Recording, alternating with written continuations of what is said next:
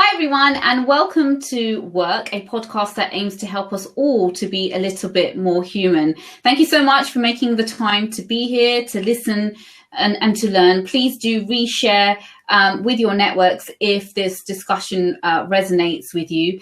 And today's guest is somebody I am super thrilled to be talking to today. I came across her as I was doing some research for an article I was writing for my blog on wellness apps. And she has co-founded an empathy building app, which has gone on to be used by many, many different people. And I think just every conversation that her and I have had since has just been so inspiring, so motivating, so honest and vulnerable that I just had to ask her to join us today to share her story. So I would like to just give a very warm welcome to Amy Giddon. Oh, thank you so much. It's so nice to be here in conversation with you today.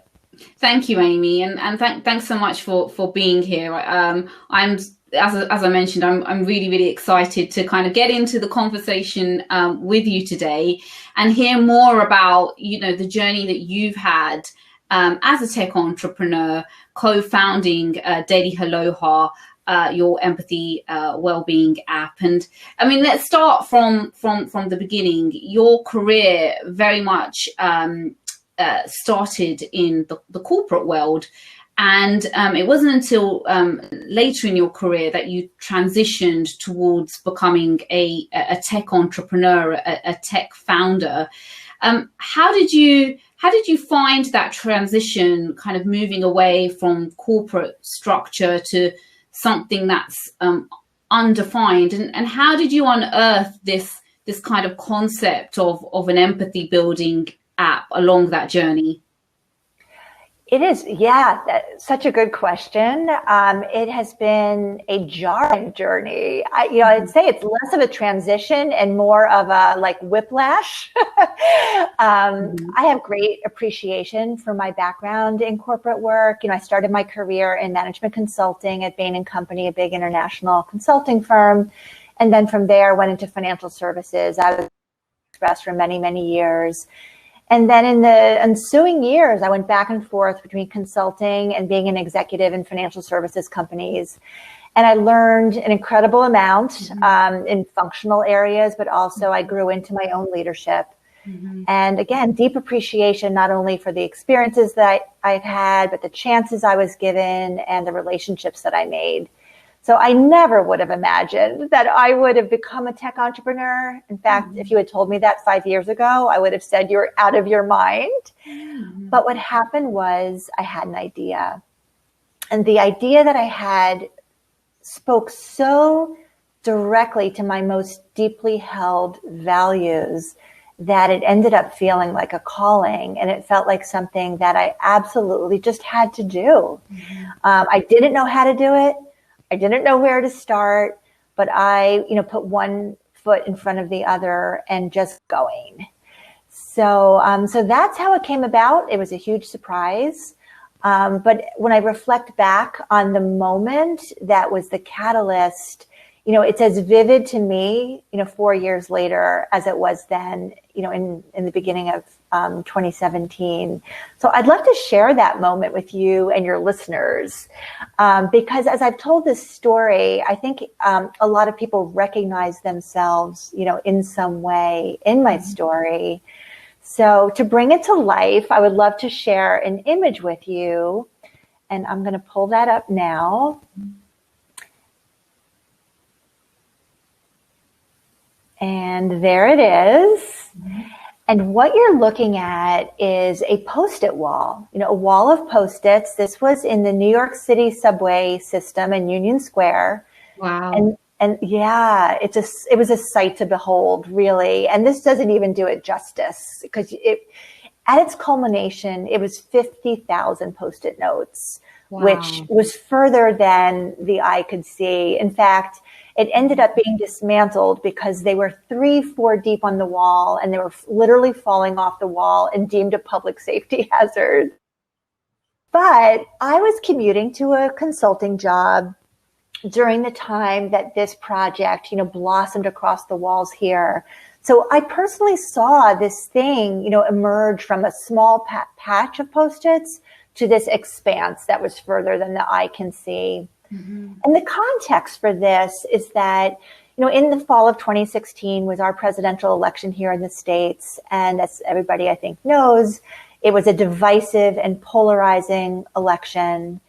And what happened was, distance was rampant, not only in the political and social spheres, but even around our family dinner tables. We were disconnected. We were not able to hear one another. It was an us versus them mentality. And I think for me, what hurt my soul worse than anything was the dehumanization, that crept in to all the ways we talked about and perceived anyone who didn't look, think, or act like we did.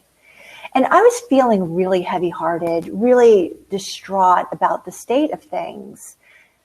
And against that backdrop, the Sticky Note Project emerged, which was called Subway Therapy. And it was Post-it notes filled with affirmation, hope, love, and unity in the wake of that polarizing moment. And it was incredibly uplifting to be there, to witness it, to choose to participate, to contribute, to reflect on everyone else's contributions. It felt like an antidote, really, to everything that I had just experienced throughout the election. And that sent me on this deep course of exploration, multi-pronged, really. I started exploring other projects like that united anonymous strangers in a moment of shared humanity. It also sent me on an exploration of our digital platforms that promise connection, mostly social media, and how they were and were not delivering on that promise. And then thirdly, it sent me on an exploration about, what is this feeling that I'm feeling of connection and belonging? And why did that move me so much? So I just pursued all those different threads sort of simultaneously. And in one feverish night, I couldn't sleep. And I just imagined this whole new way of rekindling empathy in a digital space that felt like that wall and felt quite different than social media. And I guess I became a tech founder in that dream moment. And I think we're all so much better off for it. If you are a user of Daily Haloha, I don't think any of us would say that we are not grateful for that moment that you had as you laid awake, thinking about how you might digitize it. And I just love this because I think in today's world, your career can shape and take form in many different ways. That is, has moved and shifted away from this linear, more traditional approach that we used to have. And a big part of that, I feel, is because of digital technologies and the opportunities that have really come from that to focus us less about positions and move us away from positions to thinking about our work in terms of our passion and how, when you're discovering your passion, you can really kind of stumble across your purpose, which can create a deep sense of belonging and fulfillment. And, your journey, as you described that very much comes through really loud and clear. And I think there's many things that you've just shared that really resonate, and you've had some profound realizations along the way that I think many of us watching and listening to you can really kind of relate to. So I just think that your journey is absolutely fantastic and truly inspiring. So you've spoken a little bit about how you came across the idea of Daily Haloha. What's the, if you're a user and you were to download the app, what's the experience that you can expect to kind of navigate through the application? Yeah, thank you for asking. I'll describe that, and hopefully you'll see how directly I drew the inspiration from that Post-it wall into the digital experience. Because what I learned through all that sort of multi-pronged exploration is what the secret sauce was in those post-it projects and projects like that, and because my goal was to bottle up that magic that I felt and to create, a daily micro moment of connection. So the secret sauce that I discovered was that these projects are anonymous. They are completely free of judgment, and they're free of status and popularity contests. So in these projects, everybody's welcome, everyone belongs, everyone is seen and heard equally, and you can feel safe and empowered to show up authentically and vulnerably, because that is the basis for true connection. So those were my marching orders, really, and they became our operating principles. So this is the way our app works, and hopefully you can see how the dots all connected here. So we've created like a 2-minute daily ritual of collective reflection, and it kicks off with a daily question.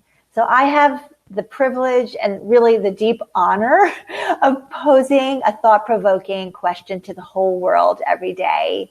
And we do that in a fill-in-the-blank format, which is kind of fun, and it makes it really accessible. So pose this question, and then it kicks off sort of this 3-part flow through the app. In the first part, it's just self-reflection. So every individual, wherever you are in the world, gets a chance to reflect on the daily prompt, the daily question, and then responds to it, creates an answer that's true for them, types right into the blanks. And then once you've created that thought, you give it a color. And that color signifies your mood. So now you've created your personal Haloha, which is your thought and the associated feeling that it provoked for you. And that's part 1, just me with me. And then part 2 is you send off your Haloha, and it gets delivered randomly and anonymously to one other person in the world. And then you instantly get one back from someone else in the world. And to the Haloha that you receive, you send back a response sticker.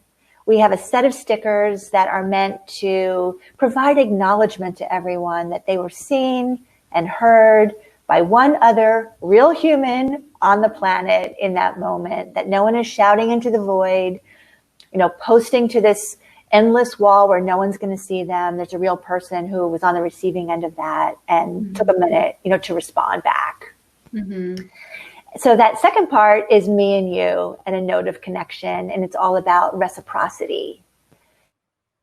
Part is you advance to our Haloha wall, which looks quite a lot like a sticky note wall. And all day long, all the responses from all over the world fill up. And this is a chance to peruse them, to absorb them, to enrich your own reflection by the thoughts and feelings of others. And really, at its heart is a chance for perspective taking.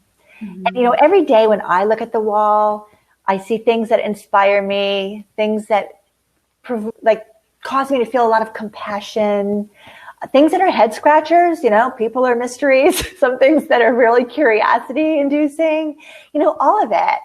And what people tell me the most is that they feel not alone. They feel less alone by being embraced by this mosaic of humanity on the wall. So it was me with me and you, and this is just me and all of us together. So, that 3-part flow was designed, it's very simple and very quick, but it was designed with a lot of intention. Once I understood sort of the mechanism behind empathy, right? And that how empathy building starts with self-awareness, self-compassion, self-love, that opens you up for hearing and being heard by another non-judgmentally and with curiosity and compassion, and then opening up the view to absorb the thoughts and feelings of others for perspective taking. And that's it. 2 minutes. It's uplifting. Hopefully it, puts a spring in your step and a smile on your face, and off you go. Yeah. And I think I would definitely agree with that. I think since discovering your app, I think I've particularly used it during the second lockdown that we had here in the UK recently. And it was just a tremendous help. I mean, every day I look forward to 1 o'clock, I'm going to get my question, my daily question. And I'm genuinely I'm genuinely excited, if I'm honest, to see what the question is going to be, to think about what am I going to look at internally within myself to make sure I'm answering that question honestly. And then what am I going to learn from other people, particularly, when you go to the Daily Haloha wall, I'm always like, oh, I wish I had said that. Oh, I can really relate to how that person is feeling and what they have shared. And in that moment, I do feel less alone, and I feel incredibly connected to this community of people at a time where I am isolated. And I think that brings a lot of comfort to my day, which I really love. And today's question, I'm just going to look down at my notes here, but today's question was really beautiful. I thought today's question was, when I look up at the starry sky, I feel blank. And of course, the user needs to complete the blank part. And as I thought about this, I started to visualize myself standing in my back garden, looking up at the sky, looking at this, beautiful, powerful, starry night, and thinking about how would I feel in that moment. And for me, it was humbleness that kind of came to me as the word of, a human being standing underneath this beautiful, powerful sky, but silently resting underneath it. That was the realization that I had, and sent that off. Went out into the Daily Haloha world. But what I received back, actually, the anonymous response I received back from another user really resonated with me. I thought it really moved me. And that person's response was that when they look up at the starry night sky, they feel the hugeness, the vastness of the universe, and are just amazed by the thing or the person who has created it. And I just thought, wow, that's a really good response. I should have thought of something like that.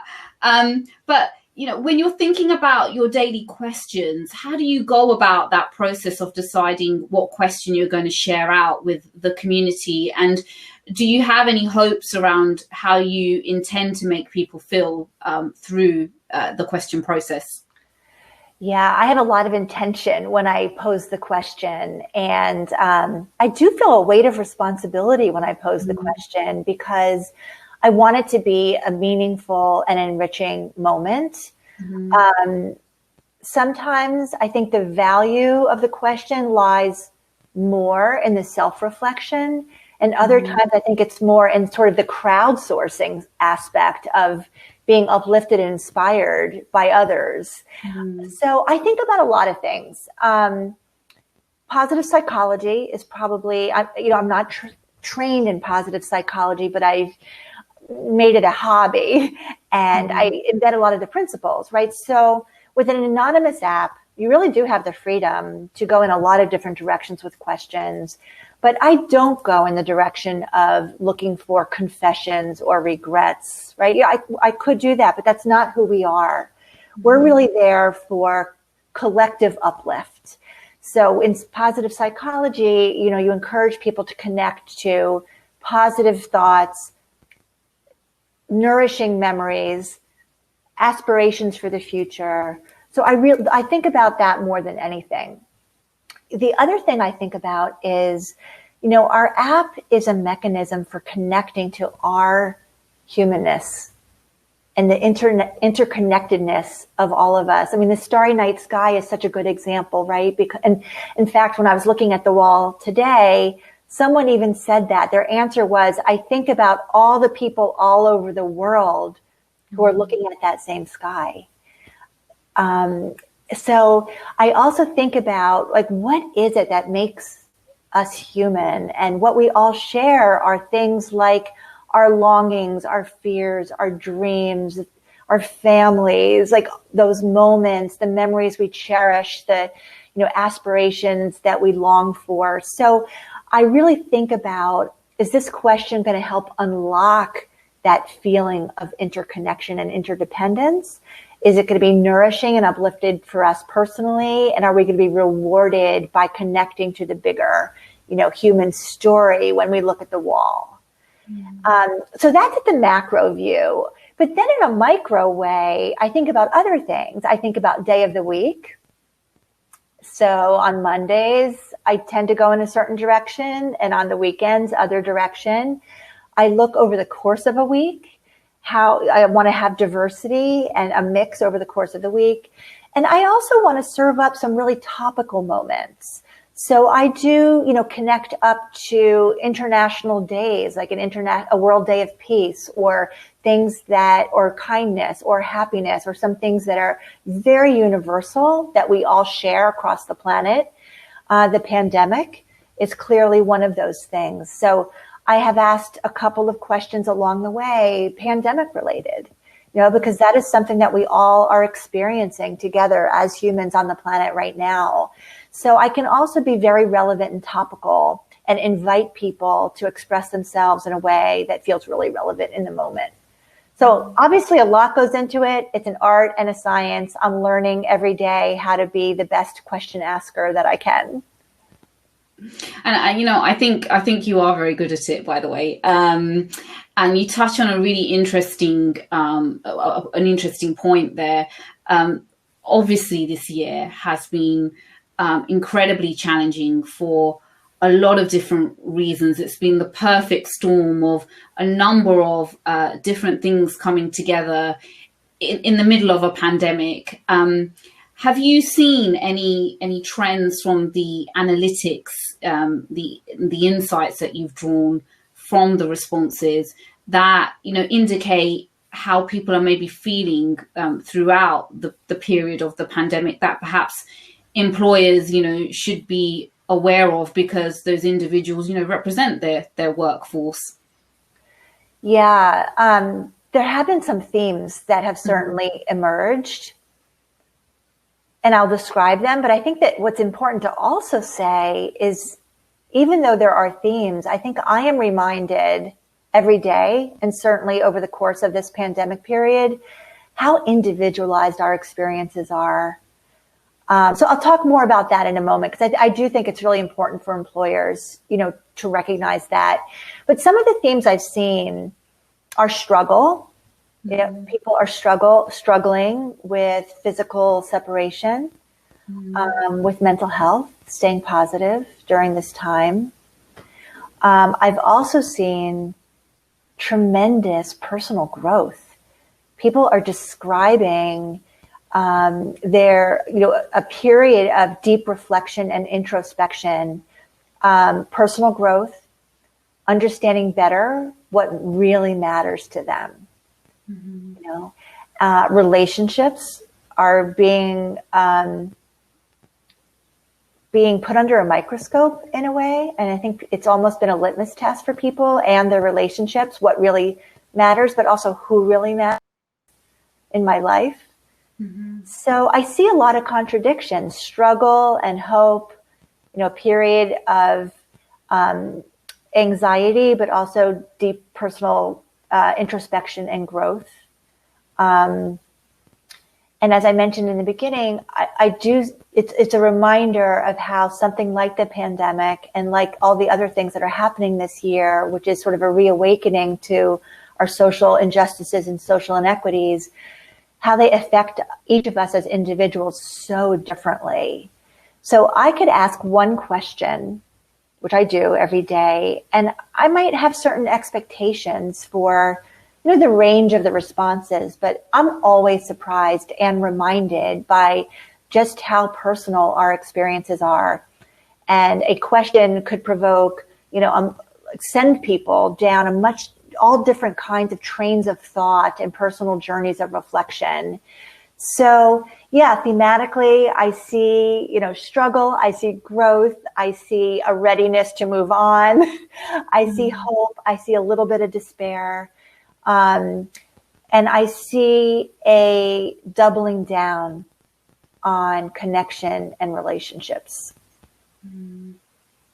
And we spoke about this in a conversation that we were having a few weeks ago, but how fundamental is it for us to have physical human connection with one another, and what role do digital technologies really help in facilitating that when we can't be face to face?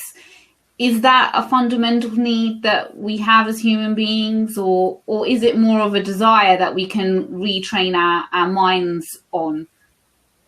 Yeah, well, connection, just general connection, it is not just a desire. I mean, it is a fundamental human need.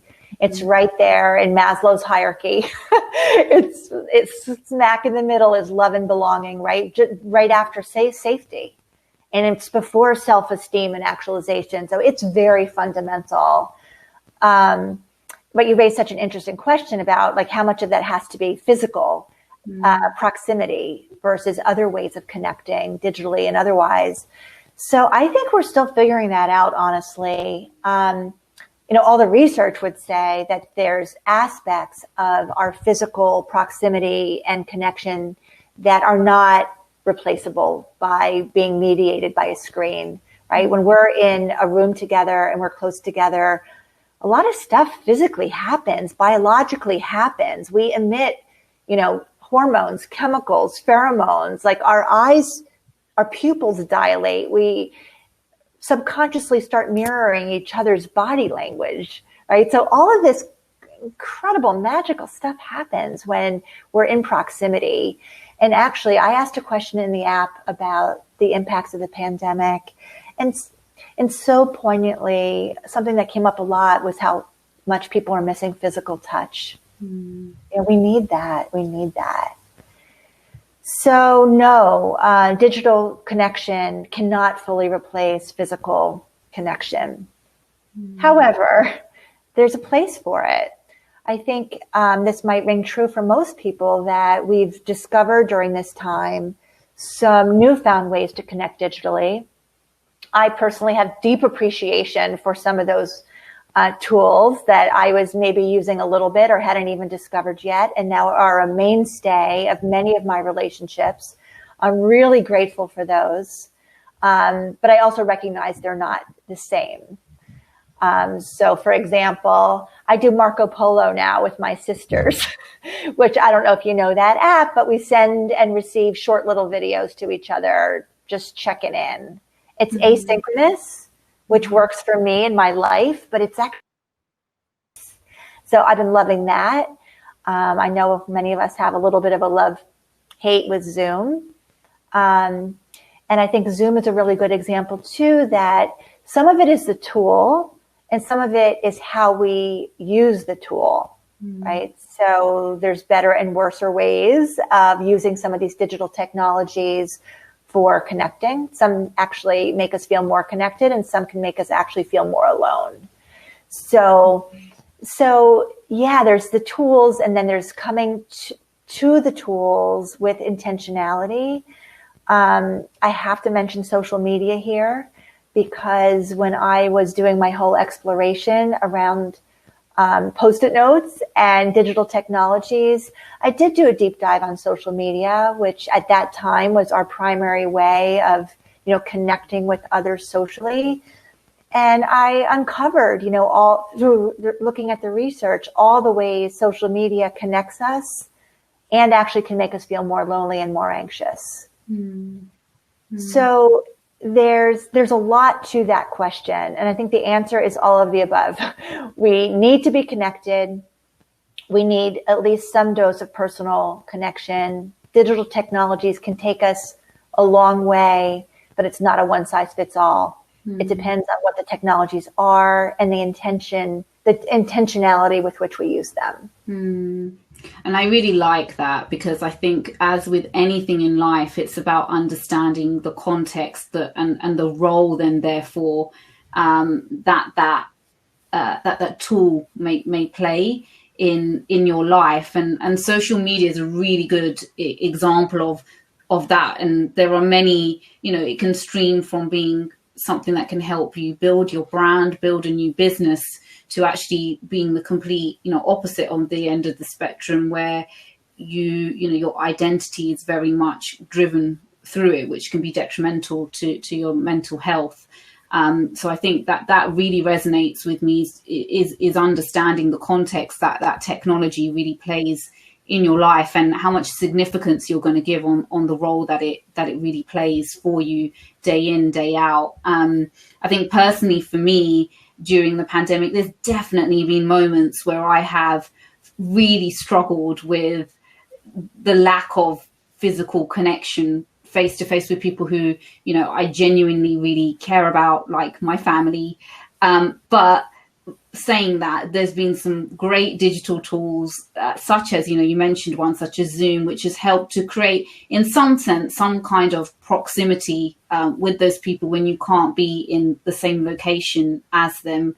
And your app as well is a great example of a tool that's really kind of leading the way to bring people closer together at a time when they cannot be.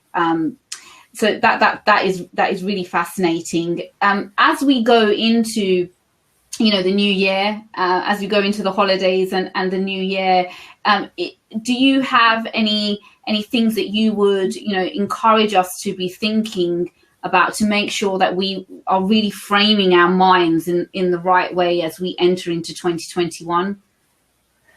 Yeah, it's such an interesting year to be at the close of, and I think we're all so full of anticipation for 2021 and trepidation, right? Because we wonder, when is it going to return to, you know, normal, right? Mm-hmm. So I think most years, what I've seen through our app and also just my lived experience is that December is such an interesting month. You know, for many of us, we are swept up in the holiday spirit for much of the month. Right. And it's a big distraction in the best of ways.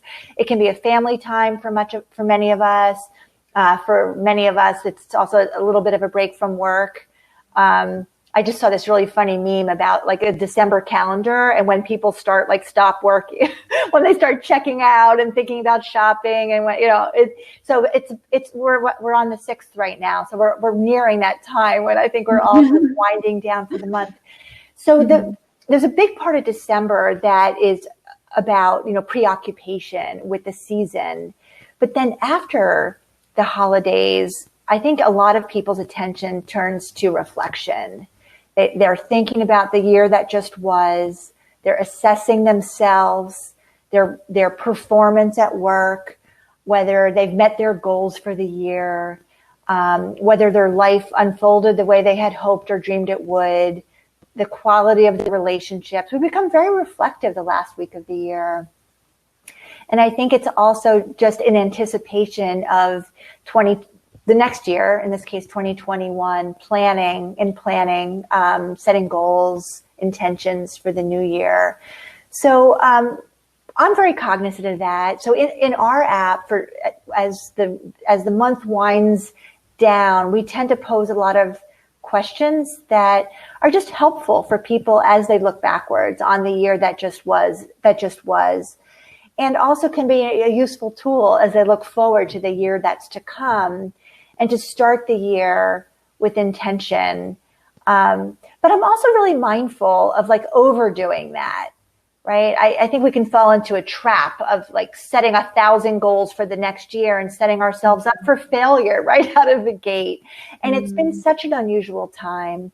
So we'd like to leave a lot of room in the app, a lot of space for teeing up a question that is gentle and that nudges people and gives people an opportunity to reflect and in a way that really feels nourishing and right and isn't too heavy-handed. And I think especially given the year that we just had, we all need to be very gentle with ourselves and accepting that whatever we did this year is fine. It's okay. And we got a new page tomorrow and a new page next year. And there's only so many things that are within our control. And we're just going to be kind to ourselves and others as we navigate through this together. Mm-hmm.